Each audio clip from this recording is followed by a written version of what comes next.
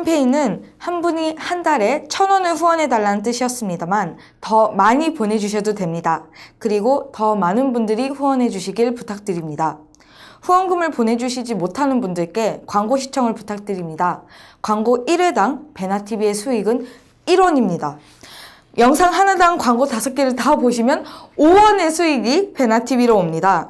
이 금액만으로는 프로그램 제작을 하기가 매우 어렵습니다. 그러니 후원도 많이 부탁드립니다. 감사합니다.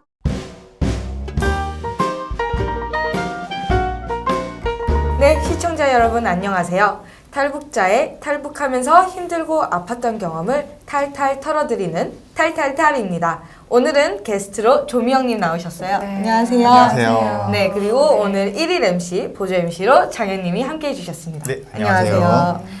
네, 조미영님 탈북 청소년들에게서 13회, 14회 나오셨는데 반응이 너무 좋았어요. 너무 좋았어요. 인기 절정이었어요, 완전. 정말요? 네. 조회수가 아주 그냥 네. 확 뛰었어요. 아, 그래요? 행복했어요. 네. 그래서. 다행이네요. 저 네. 별 얘기를 도움을 못 드리고 간 것 같아가지고 좀 그랬는데. 탈북 네. 청소년들에게 이제 출연하시고 나서 네. 탈탈탈에도 섭외해달라, 아. 탈북 스토리가 궁금하다, 이제 그런 분들이 많으셔서 저희가 오늘 섭외를 했습니다. 네. 오늘 탈북 스토리 또 북한 생활에 대해서 말씀해 주세요. 네. 먼저 북한에서 가족 관계가 좀 궁금했어요. 부모님은 어떤 일을 하시고 또 네. 형제 자매 관계가 어떻게 되시는지. 저는 아버지가 군인이셨고요. 어머니는 그냥 가정주부로 집에서 생활하셨고 오빠가 있어요. 네. 저까지 네 가족이죠. 네 명이죠. 몇 살 터울에? 오빠 두 살 많아요. 네. 그러면은 어떤 가정 환경이나 네. 그 고향이나 좀 돈이 있는 집이었나요? 아니면 힘든 집이었나요? 아니, 저희는 그냥 그렇게 너무 막 잘 산 건 아니지만 그래도 배고프지 않게 그냥 그렇게 지냈던 것 같아요. 군인들은 배급이 좀 나오지 않았나요? 이렇게 배급이 잘 나왔고 아버지가 원래 군인이셨던 건 아닌데 나중에 그런 무역업을 하면서 군복을 입을 수 있는 무역업 쪽으로 바꾸면서 군복까지 입게 되신 거라 계속 그런 무역업 쪽의 일을 하셨었거든요. 그래서 배급은 나중에 군복을 입으신 다음에 배급은 더 많이 받았고 그 전에는 뭐 여러 가지 일을 하시면서 딱히 배급은 없었지만 그래도 그렇게 힘들지는 않게 지냈어요. 혹시 학창 시절 네. 기억나는 일들이 있나요? 학창 시절이요. 이제 너무 오래돼가지고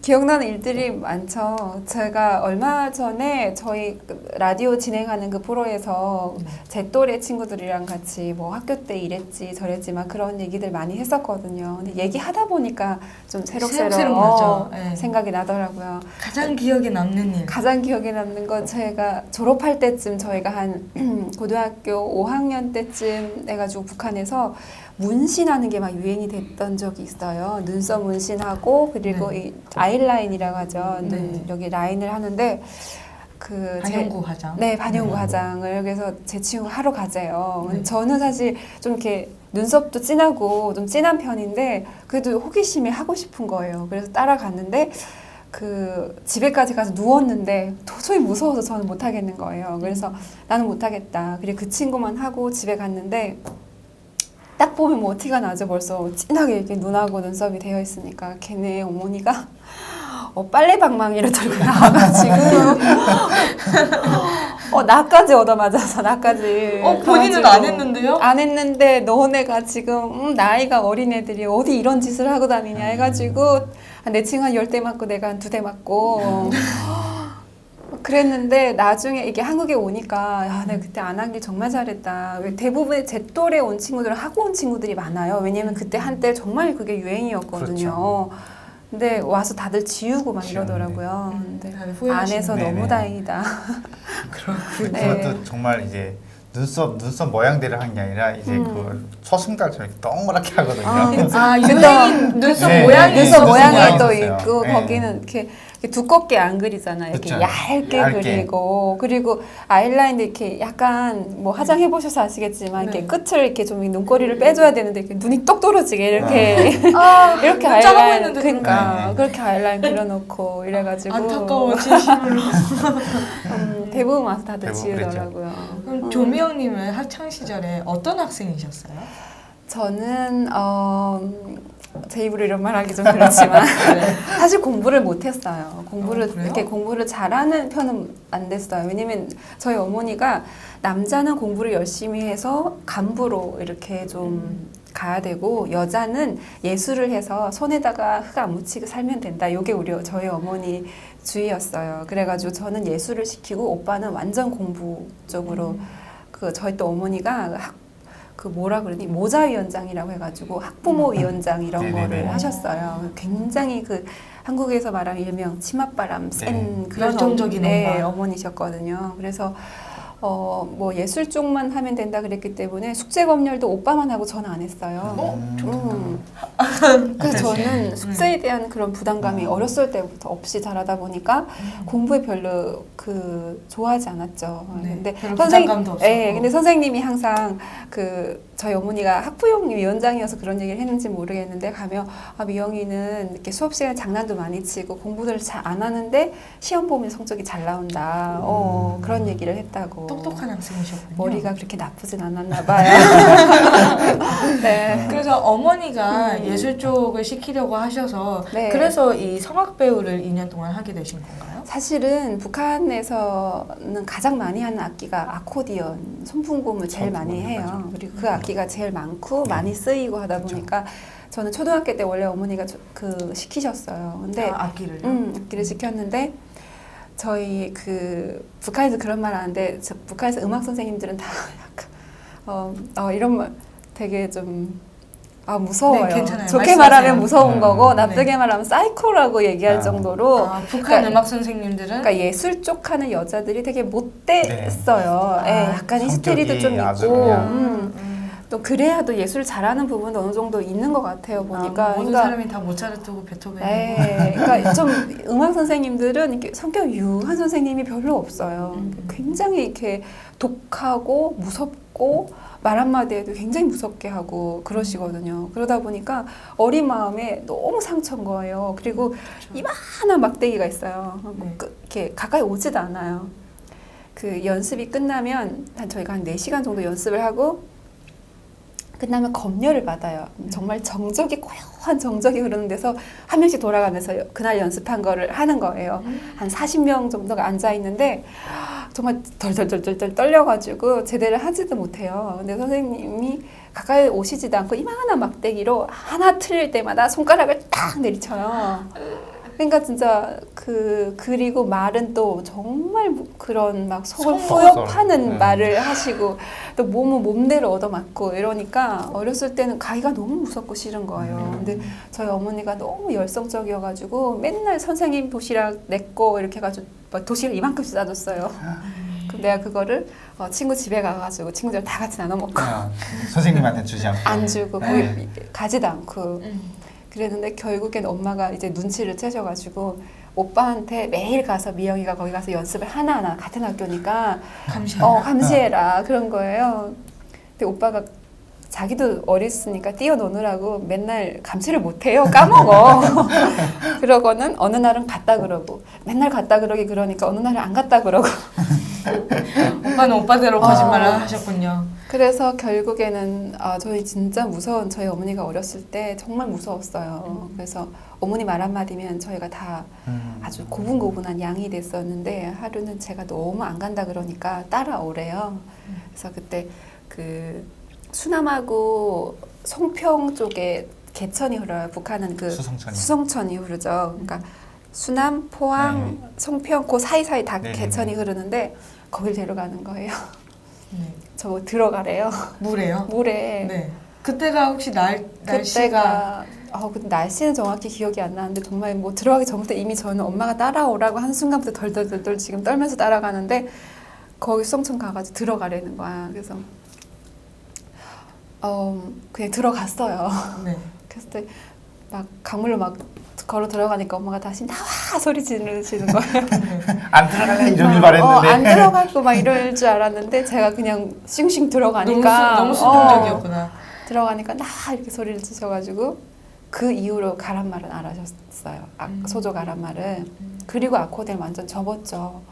그랬는데 어머니는 그 꿈을 못 버리신 거예요. 고등학교 딸을 예술 시키겠다는 고등학교에 그 꿈을. 올라갔는데 그러면 이번에는 그 관현악 선생님, 관현악 소조가 있었어요. 고등학교 때는.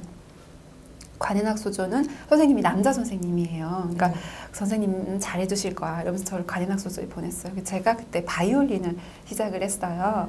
근데 제가 손이 지금도 이렇게 딱 다들 만지면 그 안 굳는 손이에요. 잘 안 굳는 손이에요. 이게 원래 악기 하는 사람들은 조금만 안 해도 손이 꽉가닥이 굳거든요. 근데 제가 손이 잘 안 굳어요. 그만 약간 말랑말랑해요. 그래서 그 바이올린 선생님 딱 만져보시더니 아 정말 바이올린 하기에 최적의 좋은 손이다. 너무 좋은 손이다. 그래가지고 바이올린을 시작을 했는데 그러다가 아코디언은 누가 또 주변에서 아는 분이 악기를 사라 그랬나 봐요. 근데 그때 러시아제 악기가 좋은 게 하나 왔어요. 또 엄마가 그 번쩍번쩍한 악기를 보니까 이영아 넌 아코디언을 해야 돼. 선풍금을 해야 돼. 악기를 할 운명이야. 이걸 할 운명이야 이러면서 다시 또 손풍금 소조로 바꿨죠. 그래서 갔는데 그때 손풍금 선생님도 똑같았어요. 성격이. 근데 무서운. 일단 제가 좀 컸잖아요. 이제 선생님 성격이 어느 정도 이제 좀 익숙해지기도 했고 맞출 줄도 알아졌고 선생님 유난히 또 다 되게 못되긴 하시지만 특별히 해주셨어요. 그래가지고 뭐 어렸을 땐 별거 없잖아요. 예뻐해주면 좋은 거잖아요. 그쵸. 그래서 그때부터는 오전에 수업 빼먹고도 오후에 아코디언 소전은 나가고 그렇게 다녔거든요. 근데 그러니까 담임 선생님하고 음악 선생님하고 사이가 안 좋아졌어요. 그렇죠. 왜 미영이는 수업은 안 나오고 아코디언 소조는 가냐 그랬는데 저희 음악 선생님이 워낙 그 학교에서도 독하기로 유명하셨던 분이기 때문에 다른 담임 선생님들이 감히 뭐라고 말을 못한 거예요. 그리고 뭐 교무실 들어가도 선생님들이 뭐 미영이 얘기 나오면 우리 음악 선생님 다 커버해 주셨어요. 그러다 보니까 나중에 음악 선생님이 그 집 키도 저랑 나눠 가져가지고 제가 음악 선생님 집 키도 이렇게 갖고 들랑달랑 할 정도로 학년이 올라가서는 가까워지다 보니까 되게 예뻐해 주셔서 개별 과외를 받으신 거예요?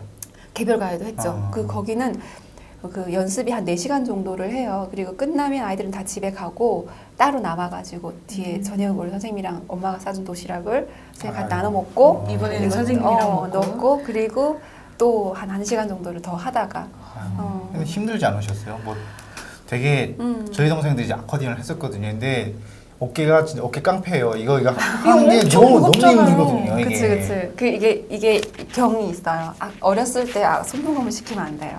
일단 여기가 이렇게 휘어요. 이렇게 맞아요, 저도 맞아요. 지금 네. 어깨가 이렇게 앞으로 휘었거든요. 계속 이렇게 메고 앞으로 이게 쏠리다 보니까 그리고 북한은 아코디언을 두고 못 다녀요. 특히나 우리 같이 비싼 악기들은 그치. 다 메고 다니는 메고 다니는데 그 무게가 제가 지금 하는 악기가 여기 한국 와서 산 게 지금 한 13kg 정도 되거든요. 근데 그때 거기서 썼던 게 한 러시아제가 더 무거워요. 러시아 악기가. 그래서 그것도 거의 그 정도 무게가 되는 거야. 한 대형이 10kg가. 그 중형 있잖아요. 대형이 120인가요? 120 베이스. 120 베이스고. 근데 그때도 내가 120 베이스를 썼으니까. 그렇죠. 아주 어린 학생 때부터. 예. 그때 그랬으니까 그냥 어깨가 항상 이게 그 밥 먹다 이게 계속 눌리니까 안 메고 있을 때도 그냥 가만히 있어도 여기가 막 너무 아프거든요. 이게 막 그 뭐라 그러지? 밥 약간 먹다가도 근육통, 여기가 근육통이 신경통. 근육통 신경통이 다 있는 거예요. 아. 진짜 되게 많이 아팠어요. 요즘 악기를 안 하니까. 좋아요. 그래서 제 동생은 막 어깨도 아파하고 밥도 진짜 한 3그릇씩 먹었어요. 진짜 배고파가지고 이거 계속 하니까 나도 그랬어. 나도 2그릇씩 먹고 그랬어. 진짜 밥 진짜 장난 아니게 먹었어요. 얼마나 배고. 맞아. 그럼 그렇게 과외도 받고 이제 악기를 하셔서 그 다음에 이제 독립예술단 성악배우 2년 독립예술단 예, 아 저도 예. 그렇게 써면 그치 이상하게 읽었네요. 네 독립예술단 성악배우 2년 예. 동안 하셨다고. 이게 원래 저희가 고등학교를 졸업을 하면서 뭐 대학 간 아이들이 한 반에 한 5명 정도가 빠져요. 그리고 남자아이들이 군대를 나가고 우리 때까지만 해도 의무가 아니었어요. 그래요? 그래서 근데 고등학교 졸업할 때쯤에 되면 북한의 남자아이들은 다 군대를 가고 싶어 해요. 왜냐면 그 당시까지만 하더라도 그 남자아이들이 집을 나와가지고 독립적인 생활을 할 수 있는 조건이 거의 없었어요. 그 나이까지 항상 부모님 슬하에서 부모님의 뭐 통제를 받으면서 살았는데 그거를 한 번씩 자유롭게 자유를 느낄 수 있는 시간들이 농촌동원 기간 이럴 때예요. 그럴 때 나가서 단체 생활을 하게 되면은 한국에서는 농촌동원 힘드셨겠어 이렇지만 사실 해봐서 알지. 낭만이죠. 낭만이 있어요. 하더라고요. 그리고 소풍이라고 말하기 좀 어렵고 어쨌든 일은 좀 힘들지만 그 낭만이 있어요. 그 시골에 가가지고 단체 생활하면서 거기서 또 남자 여자 아이들끼리 오랜만에 이렇게 밤에도 같이 만날 수 있다 보니까 그렇죠. 뭐 연애도 하게 네. 되고 되게 재밌는 생활이 돼요. 그래서 많은 커플들이 만들어 나오죠. 농촌 동안에서. 네. 뭐 그리고 청진만 하더라도 대부분의 한국 사람들은 평양이 아닌 다른 도시는 왜 좀 시골이라고 떠올리시는데 청진만 하더라도 정말 공업도시거든요. 그러니까 좀 안쪽으로 들어가지 않은 밭 이런 것들이 안 보여요. 논 이런 것도. 근데 거기 시골에 가가지고 정말 앞뒤로 산으로 다 막힌 그렇죠. 데에서 논밭이 펼쳐져 있고 진짜 한 밤 되면 하늘에서 막 그 별이 쏟아질 것 같은 별이 보여요. 근데 그게 논 중간 중간에 왜 이렇게 망 설 수 있는 이런 그 뭐라 그러니 이렇게 다락. 다락밭, 예, 아. 다락 같은 게 있거든요. 네. 다락방이죠. 그런데 올라가가지고 이렇게 별 보면서 자기도 하고 정말 그렇게 예쁜 공간이 있다 보니까 여기서 아이들이 자유를 한번 이렇게 확 느껴보는 거예요. 그리고 다시 집에 들어가면 이제 엄마가 다시 통제가. 엄마가 몇 시에 들어오니 빨리 자라 일어나라 막 이런 생활이 하다 보니까 다시 그런 자유를 얻고 싶은 거예요. 근데 왠지 아직 모르죠. 어리니까 군대 나가면 그런 자유를 얻을 수 있을 것 같고 내가 뭔가 일단 좀 더 부모님에게서 벗어날 수 있고. 있다라는 그런 게 있고 또 내가 뭔가 좀 더 남자다워질 것 같고 막 이런 생각들이 있나 봐요. 그래서 막 군대 가겠다고 집을 뛰쳐나가서 나 군대 보내줄 때까지 집 안 들어간다 막 이런 애들도 있었어요. 우리 졸업할 때까지만 해도. 네. 남자애들은 그렇게 군대를 가고 그리고 대학도 안 가고 군대도 안 가고 한 애들이 남아요. 얘네가 보통은 집단으로 배치를 받는 거예요. 그래서 저희는 그때 기아장 만드는 공장에 배치를 받았거든요. 네, 받았는데 저희 어머니 억장이 무너지시죠. 내가 너를 배수를 시켜야 근데 구미호기를 키운다. 당시에 저는 고등학교 졸업하면 하고 싶었던 게 있었어요. 왜 어떤 게 하고 싶으셨어요? 북한은 그 교통 이거 해주는 교통 여자들 안전함. 있죠. 이게 인물 체격을 다 보고 뽑아요. 키가 162 이상이 돼야만 할 수가 있고 토대도 좋아야 되고 그리고 사실 그 지방은 이렇게 다니는 자동차들이 많지 않잖아요. 자동차 타고 다니는 사람들은 다 돈 있는 사람들이거든요. 그러다 보니까 그렇게 좀 더 상위 클래스에 있는 사람들하고 또 굉장히 연이 많이 생기고 결혼도 잘하고 그리고 다 쳐다봐줘요.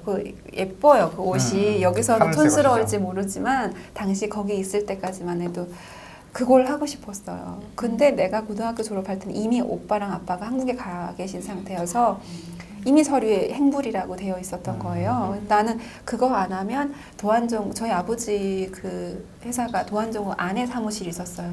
도안정구 교환수를 하고 싶었어요. 도안정구 교환수도 군복을 입어요. 일반 군복하고 좀 달라요. 굉장히 예쁜 군복을 네. 입죠. 그것도 하고 싶었는데 토대가 안 좋으니까 그거 다 안 되는 거예요. 그러다 보니까 그냥 집단 배치에 서류가 다 가버린 거죠. 근데 저희 어머니는 딸을 뭐 그런 공장 가면은 맨날 뭐 삽질하고 흙질하고 뭐 공사판 가가지고 이런 일밖에 안 하니까 그런 일을 시킬 수는 없다 이래가지고 그때 그 구육당 그 지도원하고 사업해서 서류를 뺐죠. 제 서류만 빼가지고 그리고 우리 엄마랑 친하게 지내던 아주머니 딸이 당시에 도예술단 무용수였어요. 그래서 그 어머니랑 같이 얘기를 하다가 어떻게 하면 예술단에 들여보낼 수 있겠냐 그런 얘기를 하다가 성악가 가장을 소개를 해주겠다 그래가지고 네, 되게 수완가세였던 어머니가 아니 어머니가 네. 굉장한 열정적인 어머니시네요. 저희 어머니는 저 예술단 다닐 때 일단 이렇게 그때 목걸이부터 이렇게 그 북한이 제일 유명 그 목걸이도 그 당시 북한은 금이 귀했기 때문에 금목걸이가 거의 집 한 채 값이었어요. 당시까지만 하더라도 근데 막 그런 것도 다 목걸이부터 시계까지 다 채워서 주고. 그러니까 저희 어렸을 때 막 유행하는 뭐가 유행이다 그러면 사람들이 다 그거 따라 입었거든요. 근데 저희는 나는 친구들은 막 엄마한테 가서 엄마 나 이거 사줘. 전 그런 말 해본 적이 없어요. 엄마가 알아서 엄마가 알아서 그 먼저 전에 이미 다 풀 그거를 세팅. 해주고 뭐 항상 그 학교 옷들이 북한은 뭐가 유행이냐면 다 대부분 가공을 개인이 수공업을 해가지고 만든 옷들이 비슷비슷해요 형태가. 그렇죠. 근데 우리 엄마는 또 비슷한 거 입히면 안 돼. 아, 어디서 이렇게 뭔가 다른 메이커를 거 입혀야 되는군요. 그런 걸 입혀가지고 항상 이렇게 학교에서도 누가 봐도 눈에 조미영 옷. 왜 우리 음. 어렸을 때는 옷도 막 서로 친구들끼리 바꿔 입고 이러잖아요. 근데 바꿔 입어도 누가 봐도 조미영 옷 이렇게 티가 날 정도로 좀 그게 심했고 예술단 다닐 때는 막 고데기 갖고 나와서 출근하기 전까지 막 이렇게 어머니가- 따라 나와서 막 이렇게 감아주고 그러셨거든요. 저 그게 심하다 보니까 그래서 그 예술단 성악가 가장님이랑 이렇게 해가지고 그 이미 다 그 받기로 얘기를 한 다음에 그 또 절차는 거쳐야 되니까 오디션을 봐요. 거기도 원래는 그 예술대학 졸업한 친구들이 뭐 다른 데 가고 뭐 이렇게 또 예술단 들어오기도 하고 좀 정원이 안 될 때는 일반 고등학교에서 소조에서 그렇죠. 뽑아가지고 가기도 하거든요. 근데 그렇게 해가지고 소조에서 뽑아온 애들이 다시 오디션을 봐가지고 들어가는 건데 근데 제가 들어갈 때 성악가가 2명 뽑고 제대군이 여자가 1명 들어왔어요. 그래서 이렇게 3명이 들어갔는데 저는 사실은 노래를 목소리 들어봐서 아시겠지만 제가 목소리 성량이 일단 작아요. 목소리가 좀 작고 원래 성악가는 이렇게 성량이 좀 있어야죠. 풍부해야 있어야죠. 되는데 저는 그게 안 되다 보니까 원래는 뽑힐 만한 그 기량이 전혀 안 되는데 그렇게 됐군요. 됐죠. 악기를 하시다가 갑자기 성악을 하시려고 하면 근데 북한은 원래 예술 조절을 하게 되면은 다 성악을 하긴 해요. 왜냐면 학교별로 맨날 예술 공연을 해요. 그렇기 때문에 음악 뭐 기타를 하던 소품금을 하던 중창조를 해서 중창을 항상 하거든요. 그러다 보니까 노래를 기본적으로 조금씩은 하긴 해요. 해야 돼요. 이거 하면서 노래 불러야 돼 이거. 네. 그래서 그렇게 들어갔는데 근데 조금 그 아코디언 한 게 좀 플러스가 되긴 했어요. 왜냐면 그 예술단도 그 북한 도립이 있고 함경북도 도에서는 도립예술단이 제일 높은 거예요. 그리고 뭐 시립도 있고 뭐 시선전대도 있고 뭐 이렇게 되어 있는데 선전대라든지 이런 데서 많이 뭐라고 하죠? 현장 나가서 공연하는 거를 무슨 공연이라고 하나요? 갑자기 뭐라고 하지? 갑자기 선동 활동인가? 선동대 선전 활동 같은 것들을 해요. 근데 제가 지금 갑자기 그 용어가 정확히 기억이 안 현장 나는데 노래 부르고 현장 나가서 노래 부르고 뭐 그런 것들을 해요. 근데 북한이 아코디언을 가장 많이 하는 이유가 있어요. 일단 아코디언이 멜로디, 화음, 코드까지 다 내는 악기인데 소리가 풍부하고요. 근데 들리잖아요. 피아노만큼 풍부해요. 근데 피아노는 들고 다닐 수가 없잖아요. 근데 북한은 주로 현장을 다니면서 공연을 많이 하는데 현장에서 가장 크게 소리 날 수 있는 악기가 아코디언이거든요. 그러다 보니까 많이 쓰고 나도 거기 예술단 들어갈 때 너는 그러면 이렇게 선동활동 할 때 좀 아코디언이니까 같이 따라갈 수 있겠다. 그것도 조금 플러스가 돼가지고 들어가게 됐죠. 이 2년 동안 활동을 하시면서 가장 기억에 남는 활동들이 있나요? 그 예술단 생활 자체가 처음에 들어가서 다 신기했어요. 왜냐면 저희는 또 학교에서 예술 활동을 하긴 했지만 그래도 함경북도 예술단 도를 대표하는 예술단 때문에 정말 거기 무용가 친구들도 정말 예뻐요. 그리고 또 성악가 하는 사람들, 노래 잘하는 사람들도 되게 많고 그래서 그런 사람들과 같이 생활하는 게 되게 즐겁고 좋았어요. 그리고 체계적으로 되어 있거든요. 아침에 나가면 칠판에다가 성악가는 강사가 2명이에요. 그 2명에다가 누구한테 받을 건지 그 옆에다 내 이름을, 그 시간대에다 이름을 써놔야 돼요. 그러면 내가 그 시간대 가서 레슨을 받는 거예요. 그리고 달에 한 번씩 그 발표회를 해요. 그래서 그 예술단 네, 예술단이 거의 배우만 한 200명 정도가 돼요. 성악가, 무용가, 화술가, 관현악가,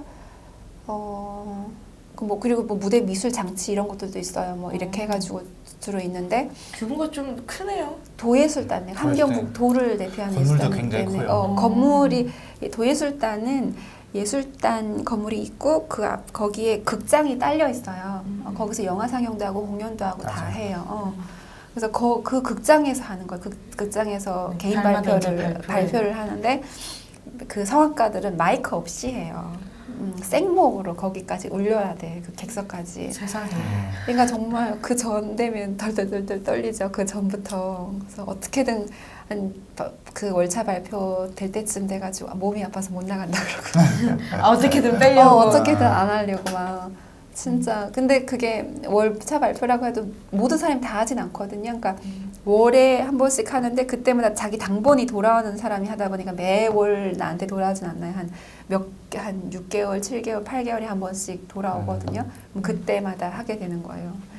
되게 그때 긴장을 많이 해가지고 그리고 막 예술단원들이 쟤는 어떻게 우리 예술단 들어왔지라는 눈으로 성향이 그게 아닌데. 이렇게 다 쳐다보는 것 같고 막 그런 것들도 되게 그리고 저희는 함경도 예술단은 철에 대한 이야기라는 가극을 몇십 년 전부터 계속 해오고 있어요. 그래서 그런 것들도 저는 뭐 지나가는 행인 이런 거 하거든요. 지게지고 북한은 가극할 때 소품을 굉장히 많이 써요.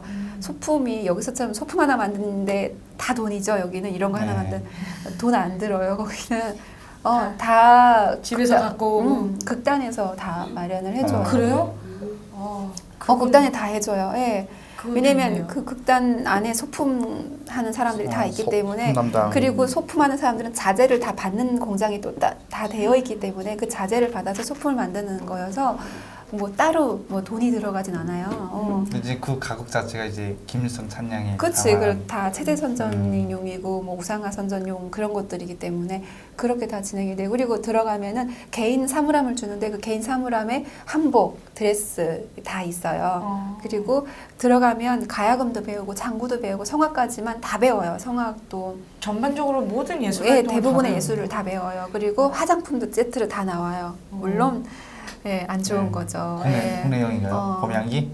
아니 그런 게 아니고 봄향기도 아니에요? 그 도랑이라고 해가지고 들어봤어. 새까만 이렇게 도랑 그린다 그래요. 브랜드 이름인가요? 아니에요, 도랑? 아니에요. 그 무대 화장. 무대 화장한 거, 아. 무대 화장하는 거 까만색 칠하는 거 라인 그리는 거, 그걸 네. 북한에 도랑이라 그래요. 도랑. 그걸로 수공대 또랑 같이. 네. 그래가지고 그거를 뭐 그것도 막 들어가게 되면 다 그려주는 그려주는 것부터 다 가르쳐주고 그 선배님들이 그리고 당시에까지만 처음에 제가 나중에는 속눈썹이 중국에 들어오긴 했는데 처음에 들어갔을 때는 속눈썹이 없었어요. 근데 그걸 언니들이 속눈썹을 직접 머리카락으로 만드세요. 근데 자기 머리카락. 네, 손재주 좋은 분들이 많아가지고 그걸 직접 이렇게 만들어가지고 붙이세요. 예.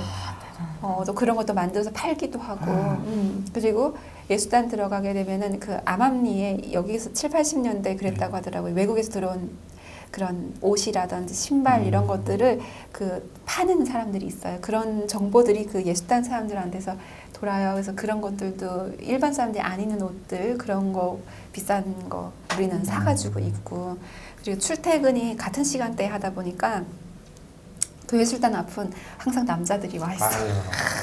네, 그 출퇴근할 때 보게 딱 한 번씩 보려고. 그 되게 막 저도 이제 쫓아다니고. 그러면 뭐 여자를 만나러 간 건 아니고 그 옆에 아파트들이 있어요. 그 도립국장 옆에 아파트 있잖아요. 그 친구가 살고 있었거든요. 가면 그 예술단 항상 그 시끌벅적해요? 코 이렇게 딱 높이 들고 다녀요. 이게 딱 들고 이렇게 깔아보면서 다녀요. 이렇게.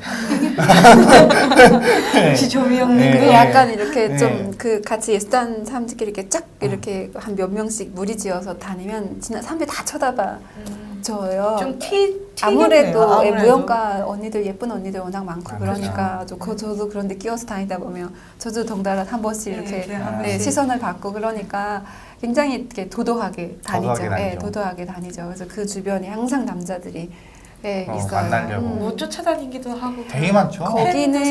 거기는 근데 좀 남자들이 누구 마음에 든다 이러면 그냥 무작정 따라와요. 맞아요. 집까지 따라가죠. 집까지 따라오고 그리고 집에 올라가는 거 받았다가 집 나올 때까지 문 두드리고 막 이런 게 좀 심해요. 그래서 일단 다니는 사람들은 대부분 그런 일 안 겪어본 사람이 거의 없을 거예요. 그렇죠. 다. 예술학원 때부터 예술학원이라고 예술단 들어가기 전에 이제 학원이 있는데 그쪽 다닐 때부터 이제 여자들은 남자들 시달림이 받죠. 많이 아. 좀 막 이렇게 안 만나주면 자전거 타고 다녔었는데 자전거 막 가로막고 막 수건 같은 거 수건 막 뺏어가고 막 진짜 그렇게 해요. 되게 그 초등학생들 네. 좋아하는 여자 괜히 괴롭히는 약간 그런 게 떠오르네요. 네. 괜히 괴롭힌 게 아니라 일부러 막 괴롭혀. 근데 북한은 약간 남자들이 그런 얘기 많이 하거든요. 100번 찍어 안 넘어간 나무 없다. 그러니까 내가 끝까지 하면 넘어올 거다. 이런 넘어간다는 생각들을 하고 계세요. 그런 믿음을 갖고 있죠. 알겠습니다. 아까 현장 공연 말씀도 하셨는데 현장 공연 많이 다녀보셨어요? 근데 저는 현장 공연 거의 많이 안 가봤어요. 아 그래요? 제가 있을 때는 그 아까 제대군인 분이 들어오셨다 그랬잖아요. 그분이 군대에서 노래 성악과 아코디언을 같이 많이 하신 거예요. 군대네 하셨구나. 맞아. 네네. 그래가지고 맞아요. 그래서 그분이 많이 다니셨고 저는 예술단 다닐 때 그거 오기 전에 제가 소개를 했었어요. 그 커튼 이렇게 네. 들면 양쪽에서 이렇게 당겨져요. 그럼 나가가지고 지금부터 뭐 아. 당창건 몇 도를 맞아 뭐 그 무슨 진행자 역할을 좀 네, 많이 공연을 하셨군요. 시작하겠습니다. 이렇게 하면은 네, 커튼이 쫙 휘어지면서 공연 합창 소개죠, 공연 소개. 공연 그렇죠? 소개. 네. 다음은 뭐 이런 거 네. 하고 그런 거 했었어요. 오기 되게 전에. 스포트라이트를 받죠. 이제 조명이 이제 비치잖아요. 그럼 이제 한복 입고 그치. 이제 화장 네. 풀 메이크업 혼자 나오셔서 네, 이제. 혼자 나와서 그렇게 이제 하니까. 하거든요. 그래서 당시에 원래는 예술단에서 나눠주는 한복들이 있는데 그 한복이 별로 안 예뻐가지고 그때 또 일본에 다녀오신 분한테 예쁜 한복을 부탁해가지고 컬러가 정말 예쁜. 이만큼 퍼지 그 속치마도 다 줘요. 예술단에서 이렇게 푹 퍼진 안에다 입는 속치마 그거를 입고 위에다가 입으면 정말 치마가 이렇게 퍼져요. 네. 거기 꽃들이 다 이렇게 달려 있는 그런 한복 사가지고 진짜 화려해요. 아유. 그 공연하고 그때는 그렇게 했었죠. 근데 이 예술단에서 이제 그 생활하실 때는 이미 아버지랑 오빠가 네. 탈북을 하셨을 때. 했을 때예요. 네. 네.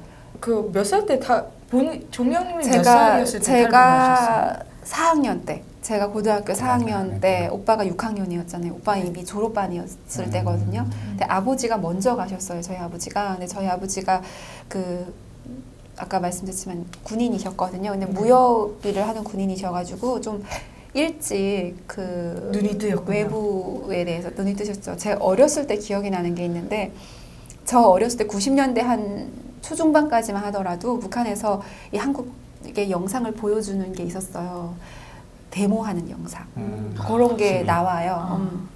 그 막 뭐 던지고 막 이런 거 나오거든요. 화염병 화염병 소리 던지고 지르고 막 이런 것들만 뭐 이렇게 머리다 네, 물 묶고 묶고. 막 이런 거 나오면 제가 아버지가 그거 보면서 그 북한에서는 그러죠. 저 사람 못 살 때다. 얼마나 힘들면 데모하겠냐 이런 식의 내용이에요. 네, 근데 선전을 또 하는 거예요. 저희 아버지는 그거 보면서 저희한테 그때 저 사람들은 이렇게 북한처럼 힘들어서 투쟁하는 게 아니고 더 나은 삶을 위해서 투쟁하는 거다. 그렇게 얘기를 그런 말씀을 하셨어요. 근데 저 어렸을 때니까 아버지 반동이냐고 어떻게 그런 얘기 하냐.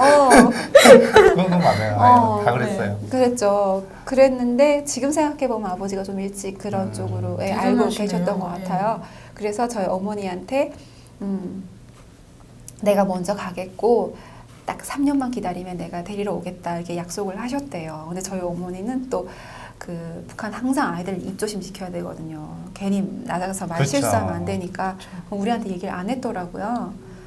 근데 오빠는 아버지가 가고 나니까 이제는 저희 오빠가 소년영예상 수상자예요. 북한 사람들 김일성 소년영예상이라고 해서 거의 소년 영웅이랑 비슷한 거예요. 네. 되게 소년으로서는 받을 수 있는 최고의 상이거든요. 그래서 정말 미래가 쫙 펼쳐져 있었는데 아버지가 탈북을 하면서 그게 막힌 거죠. 그러니까 우리 오빠가 나는 이대로 북한에 이렇게 살 수는 없다. 내가 아버지 찾아오겠다. 이래가지고 오빠가 중국으로 갔어요. 그게 종영님 몇 살 때였어요? 그때 그 같은 해였나요? 네, 그때 같은 애였어요. 아버지 가고 한 몇 달 안 돼서 오빠가 갔어요. 근데 엄마한테 얘기하면 엄마가 못 가게 하니까 저한테만 얘기하고 아버지는 엄마한테 얘기하고 가고 오빠는 저한테만 얘기하고 간 거예요. 근데 그렇게 갔는데 먼 중국에서 두 사람이 만날 길이 없잖아요. 그러니까 서로 모른 채 연락처가 있는 지나다가 것도 아니고. 제가 알고 보니까 저희 아버지도 얘기를 잘 안 하셔서 몰랐는데 나중에 제 한국 와가지고 그 친구분이랑 술자리에서 뭐 이런저런 얘기할 때 언뜻 들으니까 정말 고생을 많이 하셨더라고요, 보니까. 근데 그러다가 오빠랑 아버지는 교회에서 우연히 만나게 돼요. 중국 교회요? 아니, 한국 한국인 교회요? 목사님이 운영하시는 교회에서. 네. 그래서 그 목사님 도움으로 두 분이 같이 한국으로 아이고. 오게 됐죠.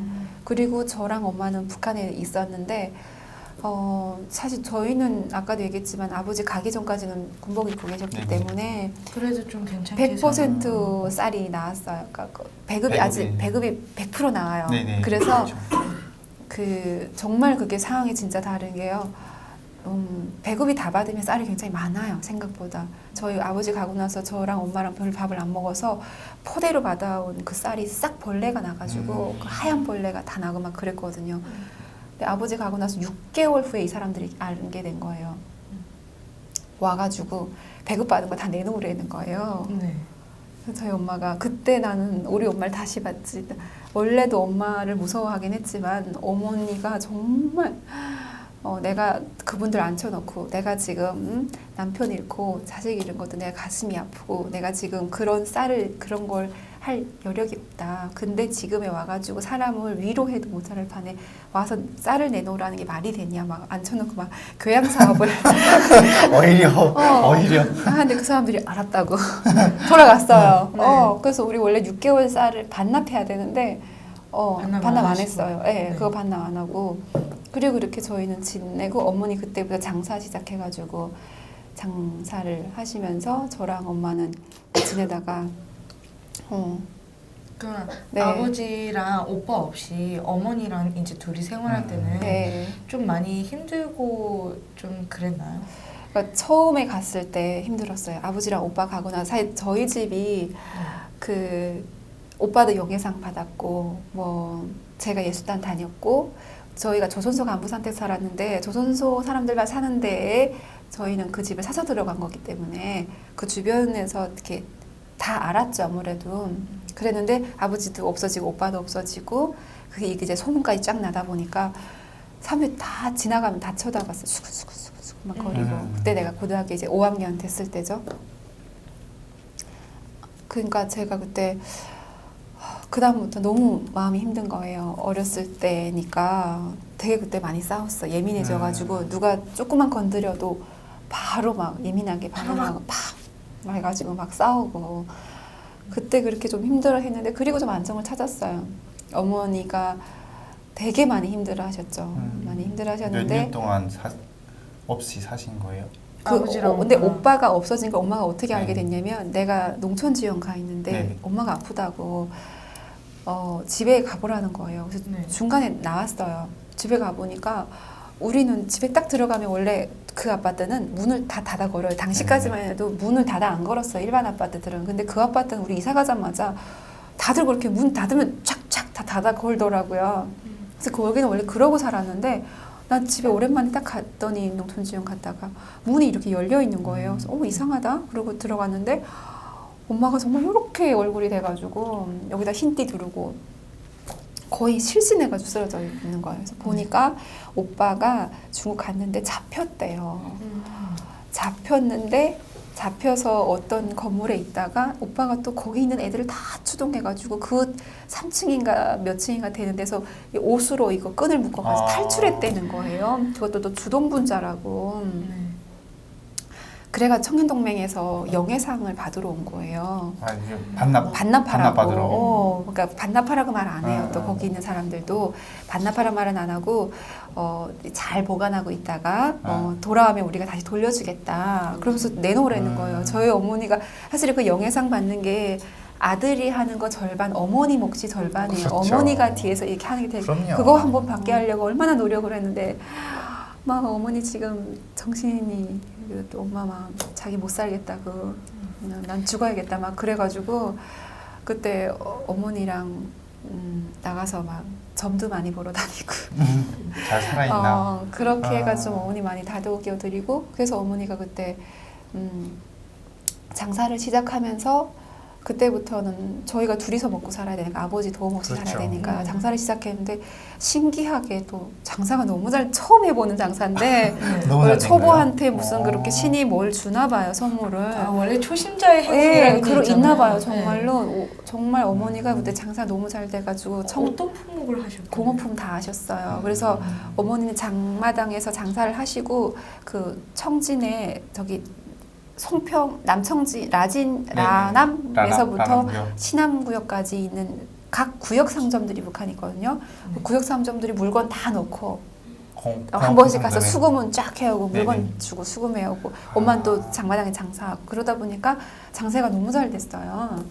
그래서 또 아버지 가고 나니까 되게 죽으란 법은 없구나 라는 생각이 드는 게 또 그렇게 엄마랑 둘이서도 경제적으로는 어려움이 없었어요. 그러다 보니까 그래서 그렇게 저는 예술단 다니면서 어머니는 장사를 하시고. 장사하면서 그렇게 그- 잘 지냈죠. 아버지가 이제 3년 안에 꼭 연락하겠다 하셨는데 얼마 만에 연락이 오셨나요? 진짜 3년 만에 아. 만 3년 햇수로 4년이죠. 그렇게 해가지고 연락이 오셨어요. 근데 연락이 왔는데 당시에는 저희가 딱 그 브로커 하는 사람이 데리러 왔는데 아버지가 한국에 있단 말은 못하고 중국에 있다 그러더라고요. 근데 저희는 어느 정도 예상은 했지만 또 진짜 들으니까 너무 놀랐고 근데 제일 걱정되는 건 정말 이 사람이 브로커인지 아니면 진짜 보이보에서 보낸 끄나불인지 알 수가 없잖아요. 그쵸, 그쵸. 그래서 우리가 그때 엄마랑 저랑 편지를 썼어요 아버지한테. 이 편지를 전해달라. 우린 못 간다. 그래서 편지만 보냈는데 그때 저희가 편지에 쓴 내용이 아버지 저희 조국을 배신하시면 안 됩니다. 자교님의 품으로 돌아오십시오. 뭐 이런 내용의 또 보느라고. 그런 편지를 썼어요. 그랬는데 얼마 뒤에 보이지돈이 집을 찾아온 거예요. 그게 담당 보이지돈이 아버지랑 되게 친했어요. 그래서 뭐 집에 가끔씩 와서 안부도 묻고 그랬었는데 아버지 간 뒤에도 와가지고 엄마한테 편지? 너무 잘했다고. 브로커가 맞는데 가다가 잡힌 거예요. 이 아이고. 사람이. 그래서 그 편지가 보이브에 들어간 거예요. 근데 우린 거기에 내용이 너무 좋겠었거든요. 그러니까 너무 다행이네요. 너무 진짜 다행인 다행이다. 거죠. 그래서 보이지도 너무 잘했다고 그러더라고요. 그래서 그때는 그걸로 끝나고 그리고 나서 나중에 아버지가 또 사람을 다시 보냈어요. 그래서 보냈는데 이번에 어떻게 믿었나요? 이번에는 편지가 왔더라고요. 아빠 편지. 아버지 아버지의 편지가 손편지가. 손편지가 왔는데 뭐 북한은 워낙 손 다 손편지죠? 타자 안 쓰잖아요. 네. 다 손으로 쓰기 때문에 필체를 보면 딱 글씨 알아요. 알죠. 딱 보니까 아버지 필체인 거죠. 그래서 그때 어머니가 출발을 했는데 이분이 또 분명 아버지는 엄마랑 저랑 둘 다 내려오라고 했는데 엄마만 내려갔고. 아이고 어떡해요. 그러니까 이 사람이 남조선에 있다는 얘기가 입으로 어. 차마 떨어지지 않아서 중국에 있다라고 얘기하니까 어머니가 아 그럼 나만 가겠다. 저는 그때 당시 공연을 계속 하고 있어서 출근을 매일 해야 되는 상태니까 엄마는 장마당이니까 그쵸. 안 나가도 되지만 네. 저는 출근해야 되는 입장이니까 데리러 올 수 있거든요. 저는 출근을 하고 엄마가 저한테 내가 이틀 밤만 자고 올게. 내가 아버지 만나서 잘 얘기하고 그리고 올게 이러고 가셨어요. 일주일이 지나도 안 오고 열흘이 지나도 안 오고 얼마 동안 혼자 지내셨나요? 제가 딱 한 달을 혼자 한달 지냈어요. 예. 정말 그때는 뭐 항상 너무 무서우니까 밤에 자기 전에 막 그냥 덜덜덜덜 떨다가 자요. 저희가 집이 2층이어서 뭐 창문을 다 이걸 막긴 했는데 그래도 거기 워낙 도둑이 많다 그쵸. 보니까 걸고 항상 23도 걸고. 무서워서 덜덜 떨다가 어느새 모르게 잠들었다가 새벽에 구르막 꾸는 소리. 예. 석탄. 구르막 꾸는 소리에 눈 깨도. 떠요. 그러면 네. 이제는 안심하고 자도 되겠구나라는 생각 들면 그때 안심하고 자. 그렇게 한 달을 혼자 지낸 거예요. 그러다가 그 어머니 데려갔던 브로커가 다시 왔어요. 왔어요. 왔는데 저보고 가자는 거예요. 나는 못 가겠는 거예요. 이 사람이 우리 엄마를 아버지한테 데려다 줬는지 아니면 보이부에 갖다 줬는지도 모르겠고 그리고 진짜 이렇게 고향을 이제 북한을 한 번 떠나면 다시 돌아갈 수 없는 곳이잖아요. 그러다 보니까 가야 되겠는지 모르겠더라고요. 그래서 나는 못 가겠다. 나 안 가겠다. 그랬어요. 그랬더니 다시 갔어요, 이분이. 네. 절 설득 못하고 그리고 또 왔어요. 근데 이번에는 아버지랑 어머니랑 오빠랑 쓴 편지 3장과 네, 아버지 어머니 같이 찍은 사진까지 믿게 하려고. 믿게 하려고 갖고 온 거예요. 근데 이제 그때 몰랐는데 알고 보니까 제가 안 간다고 했을 때 한국에서 난리가 났더라고요. 제가 안 간다라는 전화를 했을 거 아니에요. 네.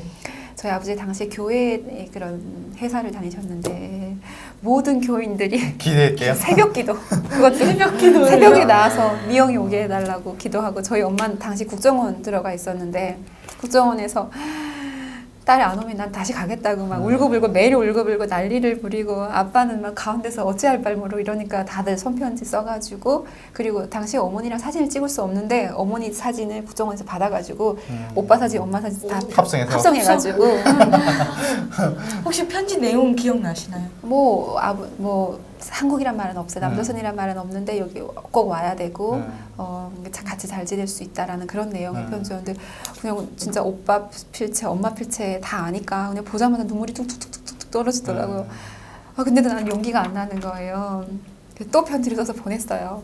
나 여기 살겠다. 정근이 품 떠날 수 없고 나는 여기서 시집 가서 내 혼자 잘 살면 된다. 걱정 말고 잘 살아라. 막 이런 그런 편지를 썼어요. 그리고 그 편지는 그분한테 보내고 나는 아버지랑 주셨던 편지를 양복 주머니에다가 넣고 출근을 했어요. 네. 근데 그날도 공연을 해야 되니까 네. 그 옷을 벗어놓고 공연복을 갈아입고 공연을 하고 올라왔는데 그 옷만 없어진 거예요. 그 처음에는 제가 그 엘토 방이었는데 그 엘토 방이 다 따로 있어요. 뭐 테너방, 바리톤, 소프라노 1, 2 방이 다 나눠져 있어요. 우리가 3층인데 3층을 다 다니면서 내 옷을 혹시 못 봤냐고 아무도 모른다는 거예요.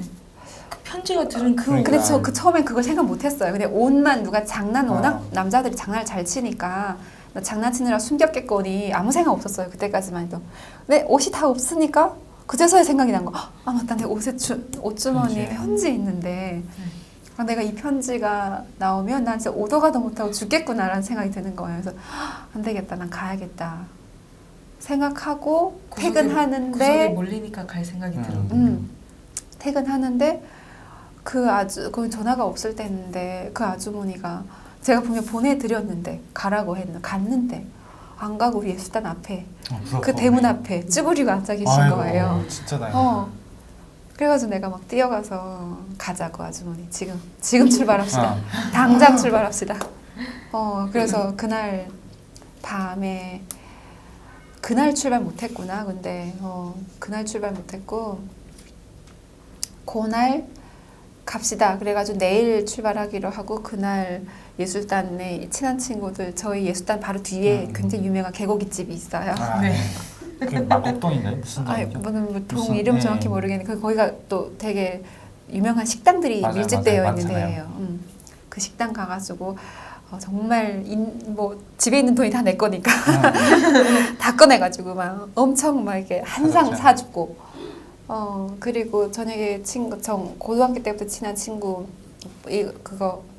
이거 보초 외화벌이 보초였거든요. 이게 군복 비스트름한 거 입고 거기 가가지고 잘 있으라는 말까지 하고. 어디 간다는 말? 어디 간다는 말은 못했지. 거의 영화 찍었죠. 잘 있어 그랬더니 왜 그러는 거예요? 어디 가? 근데 아니야 그냥 아무것도 아니야 잘 있어 이러고 딱 자전거 끌고 딱 돌아섰는데 진짜 눈물이 그냥 엄청 울었어요. 남자친구는 없었어요 그때? 그때 남자친구 없었어요. 정말 펑펑 울고 그리고 그날 밤에 자전거로 집에서 엄마 팔던 물건들 친척집에 다 날라다 드리고 뒷정리를 다 하고 오셨네요. 집은 못 팔았겠네요. 집은 못 팔았죠. 그렇죠. 그리고 그 다음 날 기차 타고 무산으로 이동해가지고 무산에서 일단 하룻밤 자고 그 아주머니 집에서 그리고 이렇게 두만강 건너서 왔죠. 아니 근데 탈북 그 과정이 지금까지 탈탈탈 중에 최단기간이에요. 맞아요. 네. 4일? 5일 만에 오셨어요. 5일 만에. 네. 이거 부모님이 다 엄청 준비를 철저히 하셨을 것 같은데 그런데 저희가 지금 시간이 다 돼가지고 네, 저희가 이 5일간의 탈북 과정과 또 2부에서 한국에서 또 어떻게 정착을 하고 계신지 2부로 들어보도록 하겠습니다. 시청해주셔서 감사합니다. 고맙습니다. 감사합니다. 와 대박이다. 아, 5일 만에 와? 네. 뭐 타고 왔는데? 중국에서 중국에서 네, 여권 양기. 제일 진짜 궁금했는데 못 들었어. 우리 그때 누나 몇 분이신다 그랬죠? 내가 2007년 그때 왔었거든. 근데 그때 비행기로 오는 게 확률이 50대 50이래. 이게 자필 확률하고. 그래갖고 비행기는 너무 위험하다고. 아니, 나는 근데 처음에 교회 안 갔어요? 안 간다고 해가지고 편지를 보냈을 때 그때도 아버지 장군님의 품으로 막 이런 편지를 보냈는데 그 편지가 또 너무 잘 전달이 돼서 한국까지 온 거예요. 아 정말? 새벽 기도 때 또 낭독이 됐대 그 편지가.